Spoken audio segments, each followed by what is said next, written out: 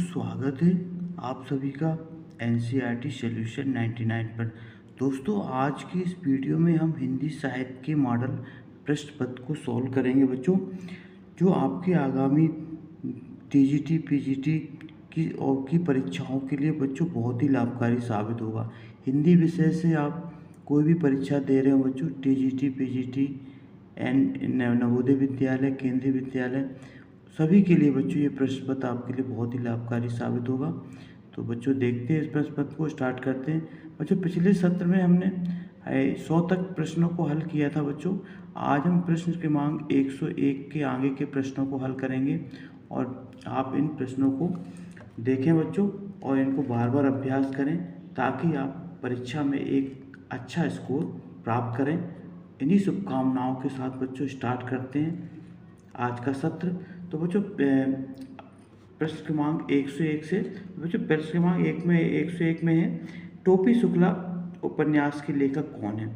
बच्चों, टोपी शुक्ला उपन्यास जो है एक राही मासूम रजा का उपन्यास है बच्चों। तो इसके लेखक कौन है बच्चों? राही मासूम रजा। टोपी शुक्ला उपन्यास के लेखक है बच्चों राही। अरुण यह मधुमेह देश हमारा गीत प्रसाद की किस कृति से में है। बच्चों ये बताना है कि अरुण ये मधुमेह देश हमारा जो गीत है बच्चों प्रसाद की किस कृति में है। तो बच्चों ये प्रसाद ये बहुत ही महत्वपूर्ण गीत है और बच्चों ये जो गीत है प्रसाद की जो रचना है चंद्रगुप्त, इसमें बच्चों लिखा है और चंद्रगुप्त का प्रकाशन बच्चों 1931 है। इसको भी आप याद रखना। और इनका बच्चों एक दूसरा महत्वपूर्ण नाटक है स्कंदगुप्त भी है, जिसका प्रकाशन वर्ष बच्चों 1918। ये दोनों नाटक हैं बच्चों, इनके बहुत महत्वपूर्ण नाटक है। इनसे भी एक प्रश्न जरूर बनता है बच्चों पेपर में। कवित्र रत्नाकर के रचनाकार कौन है। बच्चों कवित्र रत्नाकर के रचनाकार सेनापति हैं। आप इसको राइट लगा लें। इसके बाद बच्चों प्रश्न क्रमांक हमारा 103 संपन्न होता है। प्रश्न क्रमांक 104 देखते हैं बच्चों। प्रश्न क्रमांक 104 में क्या है, अष्टशाप के प्रमुख कवि नंददास किसके शिष्य थे। तो अष्टशाप था बच्चों, अष्टशाप की स्थापना 1565 में हुई थी और इसमें बच्चों 4 शिष्य वल्लभाचार्य के थे और 4 शिष्य विट्ठलनाथ के थे। विट्ठलनाथ बच्चों वल्लभाचार्य के पुत्र थे। तो इन्होंने 4 शिष्यों को मिलाकर के अष्टशाप की स्थापना की बच्चों। जिसकी स्थापना 1565 में हुई थी बच्चों। अक्सर प्रश्न पूछा जाता है। इनके जो 4 शिष्य थे बच्चों वल्लभाचार्य के, वो थे कुम्भनदास, सूरदास, परमानंद दास और कृष्णदास। जबकि बच्चों इनके जो 4 शिष्य थे नंददास, गोवर्धन स्वामी, शीश स्वामी, इस तरह बच्चों इनके 4 शिष्य थे। तो बच्चों अष्टाप के जो प्रमुख नंददास जो शिष्य थे वो थे बच्चों आपके विट्ठलनाथ के। इसको आपको राइट आंसर लगाना, विट्ठलनाथ। इसके बाद बच्चों कबीर वाणी के डिक्टेटर थे। यह अभिमत किस आलोचक का है। तो बच्चों कबीर को वाणी का डिक्टेटर कहा था हजारी प्रसाद द्विवेदी ने। इसको आपको याद रखना बच्चों, बहुत ही आईएमपी क्वेश्चन है। लगातार कभी बच्चों पिछले दिन केंद्रीय विद्यालय की परीक्षा में बच्चों पूछा गया था पिछले साल, और उसके पहले बच्चों ये मध्य प्रदेश समता शाला शिक्षक की परीक्षा जो 2009 में हुई थी बच्चों, उसमें भी पूछा गया था कि कबीर वाणी के डिक्टेटर थे, ये किसका कथन है। इसके बाद बच्चों नेक्स्ट क्वेश्चन देखिए प्रश्न क्रमांक 106, इनमें से कौन सा कवि अभिनव जयदेव की उपाधि से विभूषित है। तो बच्चों अभिनव जयदेव की उपाधि है वो बच्चों विद्यापति की है। इसको आपको याद रखना है। विद्यापति बच्चों एक कृष्ण भक्ति शाखा के कवि थे, आदिकाल के कवि हैं बच्चों ये, इनको आपको याद रखना है। इसके बाद एक मुक्त छंद के प्रणेता कौन है। तो बच्चों मुक्त छंद के जो प्रणेता हैं बच्चों वो निराला। निराला का बच्चों पूरा नाम था सूर्यकांत त्रिपाठी निराला। इन्हें मुक्त छंद का प्रवर्तक माना जाता है। मुक्त छंद को बच्चों केचुआ छंद या रबड़ छंद के नाम से भी जाना जाता है।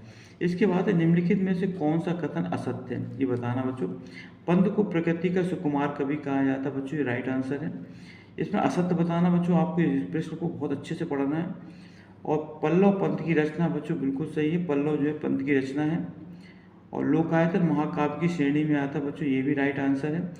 पंत भारतीय युग के कवि है बच्चों, पंत भारतीय युग के कवि नहीं है। पंत जो है हमारे जो है छायावाद के कवि हैं। इससे बच्चों ये वाला आंसर गलत होता है डी नंबर का। तो पंत बच्चों हमारे छायावाद के कवि हैं। छायावाद के जो बच्चों 4 स्तंभ हैं प्रसाद, निराला, पंत और महादेव वर्मा। तो बच्चों ये 4 स्तंभ में आते हैं। और बच्चों जो हमारे जो जयशंकर प्रसाद है बच्चों, इन्हें छायावाद का ब्रह्मा कहा जाता है। और हमारे निराला जी को बच्चों छायावाद का महेश, और पंत जी को हमें विष्णु की उपाधि दी गई है। तो इस तरह बच्चों ये और बच्चों महादेव वर्मा को छायावाद की दुर्गा के नाम से जाना जाता है। तो इस तरह बच्चों इनके उपनाम थे ये। इसके बाद नेक्स्ट क्वेश्चन देखते हैं बच्चों।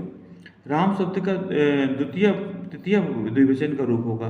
तो राम का बच्चों तृतीय द्विवचन का रूप होगा रामाभ्याम। इसके बाद महाकवि कालिदास किस अलंकार के लिए प्रसिद्ध है। तो बच्चों आपको जानता है कि महाकवि कालिदास जो उपमा अलंकार के लिए उपमा कालिदास, ये बच्चों आपको कथन याद रखना है कि उपमा के लिए कालिदास प्रसिद्ध है।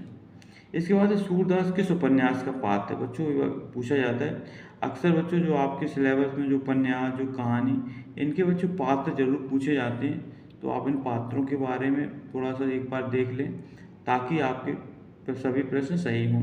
तो बच्चों सूरदास किस उपन्यास का पात्र है। तो बच्चों सूरदास जो है हमारा जो प्रेमचंद के उपन्यास रंगभूमि का पात्र है बच्चों, इसको आपको याद रखना है। तो सूरदास जो है बच्चों किस उपन्यास का पात्र है, रंगभूमि। और बच्चों इसके लेखक कौन है, मुंशी प्रेमचंद। मुंशी प्रेमचंद का जो बच्चों वास्तविक नाम था वो था धनपत राय श्रीवास्तव। और बच्चों मुंशी प्रेमचंद की जो उपाधि मिली थी वो उस समय के पत्रकारों ने बच्चों इनको दी थी, जबकि इनका वास्तविक नाम था धनपत राय श्रीवास्तव था बच्चों। और ये नवाब राय के नाम से, अंग्रेजों से बचने के लिए नवाब राय के नाम से बच्चों ये साहित्य में जो है लिखा करते थे। इसको भी आप याद रखना। इसके बाद प्रश्न क्रमांक 112 देखते हैं बच्चों। बीसल दो रासो। बीसल दो रासो किससे थे बच्चों। बीसल दो रासो बच्चों नरपति नाल की रचना है, इसको आपको याद रखना। पृथ्वीराज रासो, पृथ्वीराज रासो बच्चों चंद्रबरदाई की रचना है, इसको भी आप याद रखना है। और परमार रासो बच्चों जगनिक की रचना है, इसको आप याद रखना है। परमार रासो के लेखक कौन है बच्चों, जगनिक। और बीसल देव रासो के बच्चों नरपति नाल। और इसके बाद बच्चों जो हमारे कुमार रासो के रचनाकार है बच्चों दलपति विजय। कुमार रासो के रचनाकार बच्चों कौन है, दलपति विजय। और परमार रासो बच्चों जगनिक की रचना, इसको आपका रखना है। इसका बच्चों दूसरा नाम है परमार रासो का आला खंड भी नाम है, इसका आपको याद रखना है। रामपंच बेनी द्वारा लिखित गेहूं गुलाब में गुलाब किसका प्रतीक है। रामपंच बेनीपुरी द्वारा लिखित बच्चों गेहूं गुलाब में गुलाब किसका प्रतीक है। तो आपको याद रखना कला और संस्कृति का प्रतीक है बच्चों गुलाब। जिस छंद के प्रथम व तृतीय चरण में 12-12 मात्राएं, द्वितीय तथा चतुर्थ चरण में 7-7 मात्राएं होती हैं, साथ ही सम चरणों के अंत में जगण होता है, वो कौन। तो बच्चों वो छंद कहलाता है आपका बरवे छंद, इसको आपको याद रखना। जिस छंद के पहले और तीसरे में 12-12 मात्रा होती है बच्चों, और दूसरे और चौथे में 7-7 मात्रा होती है, इसको आप याद रखना, ये बरवे छंद कहलाता है। हानुस नाटक की रचनाकार कौन है। तो बच्चों हानुस नाटक जो है ये भीष्म साहनी का नाटक है, इसको आपको याद रखना। हानुस नाटक जो है भीष्म साहनी का नाटक है। आदिकाल के लिए किस कवि, आदिकाल के लिए बीज वपन काल नाम किसने दिया था। तो बच्चों आदिकाल के लिए बीज वपन काल नाम दिया था महावीर प्रसाद द्विवेदी। बच्चों ये सारा शिक्षक भर्ती परीक्षा 2009 में पूछा गया था कि आदिकाल को बीज वपन काल नाम किसने दिया। तो बच्चों ये आपको याद रखना है, आदिकाल को जो बीज वपन नाम दिया था बच्चों महावीर प्रसाद द्विवेदी ने दिया था। जबकि बच्चों आदिकाल नाम हजारी प्रसाद द्विवेदी ने दिया था। और वीर गाथा काल नाम बच्चों रामचंद्र शुक्ल ने दिया था। और सिद्ध सामंत काल जो नाम दिया था बच्चों राहुल सांकृत्यायन ने दिया था। संसद से सड़क के रचनाकार है बच्चों, अभी हमने पिछली बार ये पुस्तक की रचना पढ़ी थी। संसद से सड़क के रचनाकार बच्चों धूमिल है। और धूमिल का बच्चों वास्तविक नाम था सुदामा पांडे था। शिवा वामनी के रचनाकार कौन है। तो बच्चों शिवा वामनी के रचनाकार भूषण है। तो बच्चों ये भूषण की पुस्तक का नाम है शिवा वामनी। तो इस तरह इसकी बच्चों इनकी एक रचना और है छत्रसाल दशक।